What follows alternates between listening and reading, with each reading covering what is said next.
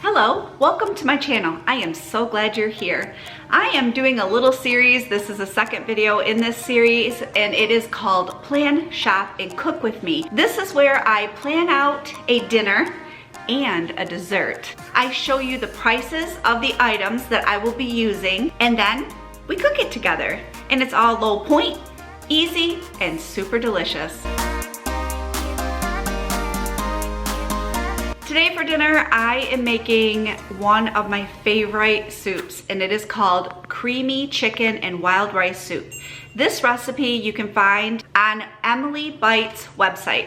I'll have it linked below. And then for dessert, we are going to make skinny pineapple upside down cake. And that recipe is also online, but it's by Pound Dropper. I will have both of the recipes linked below. In each recipe is the nutrients and the points, but I'll tell you the points as we go along. I'm going to show you my little grocery haul and include the prices. For the creamy chicken and wild rice soup, the ingredients that you need is chicken. We buy our chicken at Sam's in bulk. That's why it's in this bag. I have a package of celery, a bag of carrots, the Uncle Ben's long grain and wild rice mix, 32-ounce container of low sodium chicken broth, some fat-free half and half, and we're gonna need a stick of butter, and I love this. That's what I'm gonna use. For dessert, we're having a skinny pineapple upside down cake. Doesn't that sound absolutely delicious? For the applesauce, I have unsweet applesauce. I did get 6 of these in a pack, but something had spilled all over the pack of the applesauce, so that's why I have them here individually. I have 0 sugar classic yellow cake mix, a can of crushed pineapple, a jar of maraschino cherries, and eggs. I am making dessert first because I want it to be done so that I can enjoy it tonight after I have my dinner. For the cake, I have my 0 sugar cake mix, 1 cup of water. I have 3 eggs, or you can use the egg substitute. A 1/3 cup of the no sugar applesauce, which is 1 of these cups. 10 maraschino cherries cut in half. And for the pineapple, I needed 2 8-ounce cans of pineapple. I couldn't find that, so I have a 22-ounce can of pineapple.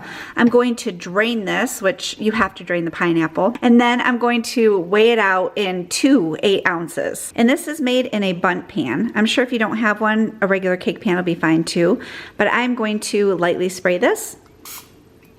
To a mixing bowl, I'm adding the 8 ounces of drained crushed pineapple, the cake mix, 1/3 cup of no sugar applesauce, and 1 cup of water. I don't know if I said it or not, but I also had those eggs in the bottom of this bowl before I started putting everything into it. I'm gonna use my mixer and I'm gonna get this all mixed up. I mixed the cake batter on low until it was combined. Next up, I'm gonna take the other 8 ounces of the pineapple and I'm gonna put that all around the bottom of my bundt pan. Now I'm taking those maraschino cherries and I'm placing those on top of the pineapple.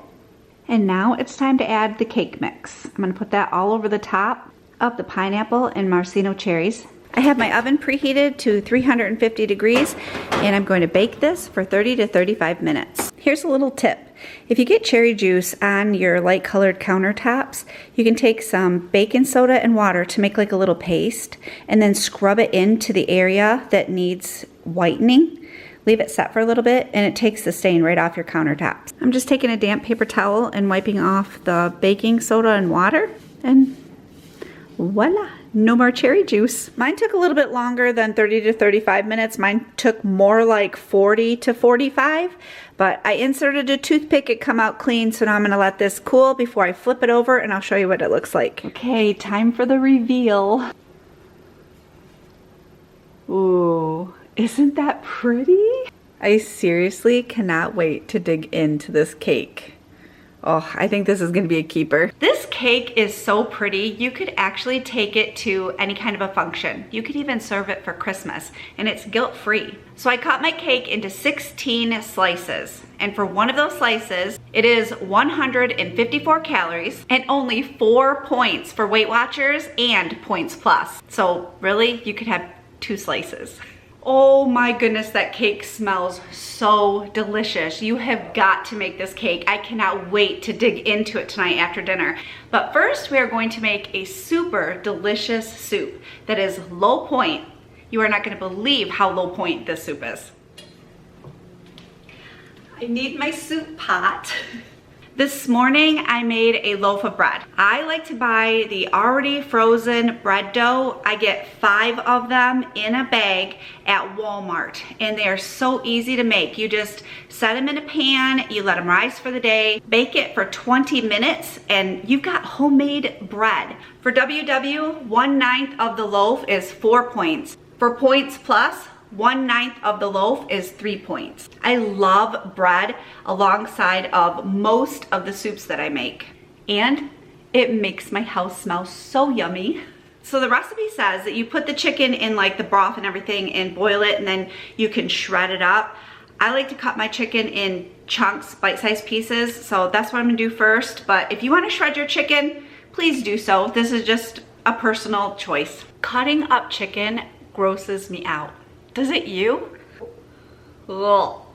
Okay, but also, so does pork loin. I usually have my canister of bleach wipes sitting right by me so I can be wiping off the counter and everything from any, just the area that it's in as I'm cutting stuff up. I could never work in a meat market. No, thank you. I'm gonna peel up some carrots, and I'm also going to clean and dice up some celery.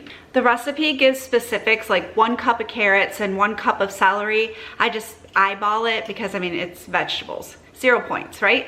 And these carrots are pretty little. My goodness. Years ago when I was learning how to make soups, soups always intimidated me.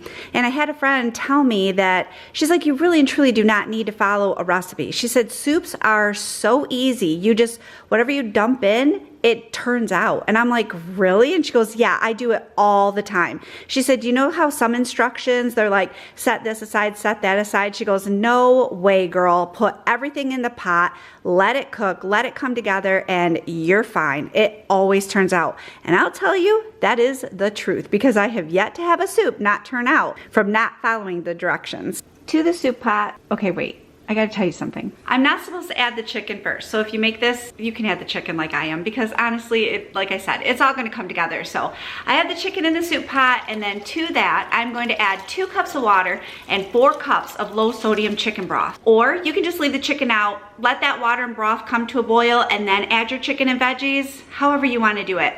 I'm gonna start mine with the chicken in the broth. It flavors it. Okay, we're gonna let that come up to a boil. I don't know if this is just our celery, but lately I have noticed our celery is quite dirty when we get it. I mean, celery is always dirty and you always have to wash it, but it just seems like it's been dirtier lately to me. Have you noticed it? What do you think? Has yours gotten like more like mud and dirt on it? Maybe it's like that time of year where it just, you know, the fields are more muddy or something. I don't know, it's just a thought. My broth is boiling. Ta-da! If you haven't yet, at this point you add the chicken. And also I'm gonna add the Uncle Ben's wild rice with the seasoning packet. And the carrots and celery too. Ouch. Be careful not to burn yourself. Oh my. I'm gonna give this a stir. Mine is already simmering, so I'm gonna put the lid back on the pot, and I'm gonna let this simmer for about 25 to 30 minutes. We gotta let that rice cook and the chicken. While that soup pot is bubbling away for these next few minutes, I'm gonna go ahead and make the slurry for the soup. So this is how we gotta do it. Heading back into the pantry, I need salt, pepper, a little bit of flour, and a medium-sized saucepan. I think that's all I need. I gotta check the recipe.